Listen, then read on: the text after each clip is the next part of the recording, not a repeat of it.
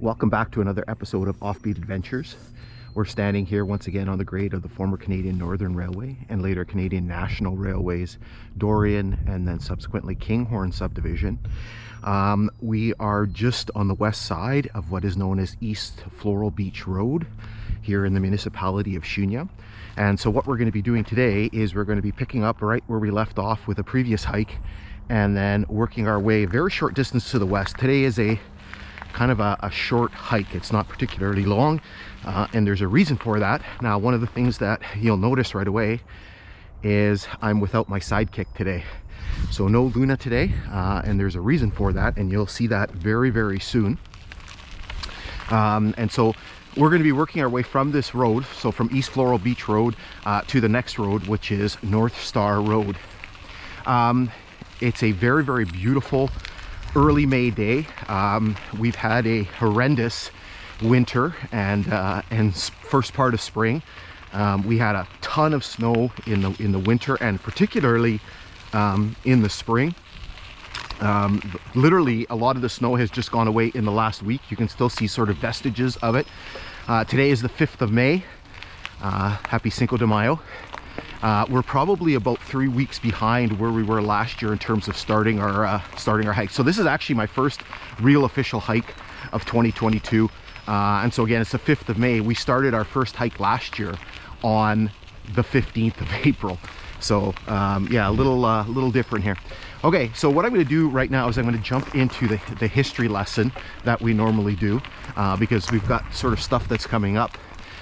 So this line, as I mentioned at the beginning, was built by Canadian Northern Railway between 1911 and 1914. It was going to be one of the last pieces in Canadian Northern's transcontinental aspirations. So the Canadian Northern Company had got its start in Manitoba in 1896. One of their first big projects was building a line from the then city of Port Arthur, which is now Thunder Bay, to Winnipeg. And then they began building all kinds of lines throughout the prairies. And then they also started building lines north from Toronto into the Sudbury area. And eventually they realized that in order for the company to be successful long term, they would need a transcontinental connection. This is one of the numerous creeks that flow through here. There's no culvert marker on here, so we don't have a mileage. And so they were very hesitant to build the line between the Sudbury area, specifically Ruel, and Port Arthur. And they tried looking at a whole bunch of different options and things like that, but eventually they were forced to build. So again, the construction lasted from 1911 till 1914. So New Year's Day 1914 was when the last bike was driven. And then traffic opened on this section of line in 1950. Now, unfortunately, construction on sections like this and some of the sections in the mountains of British Columbia basically bankrupted the Canadian Northern Company, and by 1917 they had to be taken over by the Canadian government. And in 1918 Canadian Northern was first forced to merge, amalgamate, whatever word that you want to use, with a bunch of other Canadian government-owned bankrupt lines called the Canadian Government Railways, and that merger produced Canadian National Railways. And the nationalization process took about 5 years, and so by 1923 that had been complete, and the name of this line changed. It went from the Nipigon Subdivision of Canadian Northern to the Dorion Subdivision of Canadian National Railways, and it remained as such until 1960, when the Dorion Subdivision and the more easterly Kinghorn Subdivision were merged into one line. And the whole line became the Kinghorn Subdivision, and it continued to operate until 2005, when service was discontinued. And then starting in 2008 they began ripping up the rails, and that process was complete by 2010. All right, so as I mentioned earlier, that we don't have Luna with us, and the reason why we don't have Luna with us is because this section here is going to be taking us through some very, very heavily sort of populated areas, and you're going to see in some cases, like you can see here, that these homes and these camps, as we call them here, are pretty close to the grade. You're going to see that there's some that's even closer to the grade, and it would be very difficult to manage Luna with all of this sort of infrastructure around potential people and dogs and things like that. So it's just easier not to have it. I do feel kind of lonely here by myself, but that's sort of for the best. All right, so what we're going to do is we're going to pull up here, and then we're just going to continue working our way more westwardly. All right, so we're back in the saddle here. And again, as I've mentioned, this is a very, very heavily populated area here in the municipality of Shuniah. You can see the very, very close proximity of the homes and the camps here. The road up there, that is West Floral Beach Road.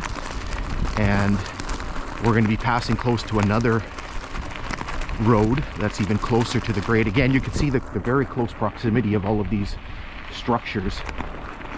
So you can imagine the train passing through here, or trains passing through here. Must have been rather interesting.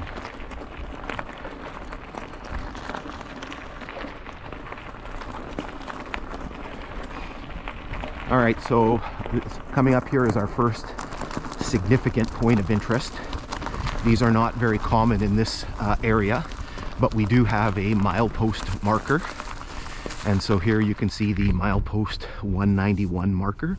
And so again, that is the mileage on the Kinghorn line, which was measured from Long Lac to Port Arthur and eventually Thunder Bay. On the original line, so the Canadian Northern Nipigon Subdivision and the Canadian National Dorion Subdivision, the mileage is less because those lines started in Jellicoe. And so the mileage is 49.7 miles less. And so on the original lines, the mileage is 141.3. All right. So back in the saddle here, again, you can see some of the vestiges of some of the snow from our brutal winter.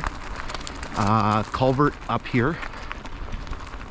And there is a mileage marker on this one, but it's really irrelevant because it's 191. So literally the same mileage as we saw with the milepost marker back there. So here, again, you can see that the structures get even closer to the grade. Over here, you'll see Lake Superior. There's still some ice on the lake. Lake Superior is very, very calm today, which is very unusual.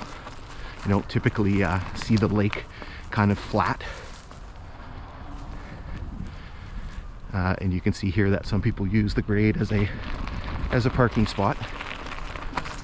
So we're gonna hop off and walk around this vehicle.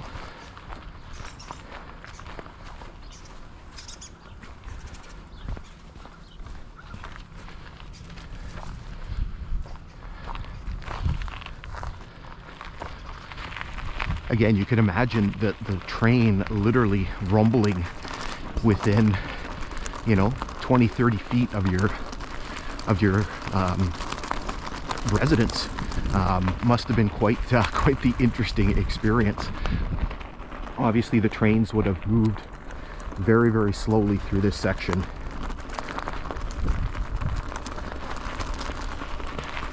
It is a very, very beautiful area.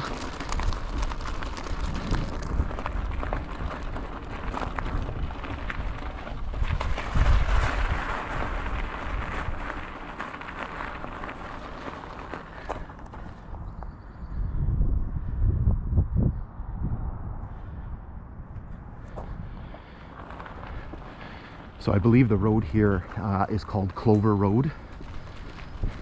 So yet another one of these little roads that allow people to access their homes and seasonal residences here in Shuniah.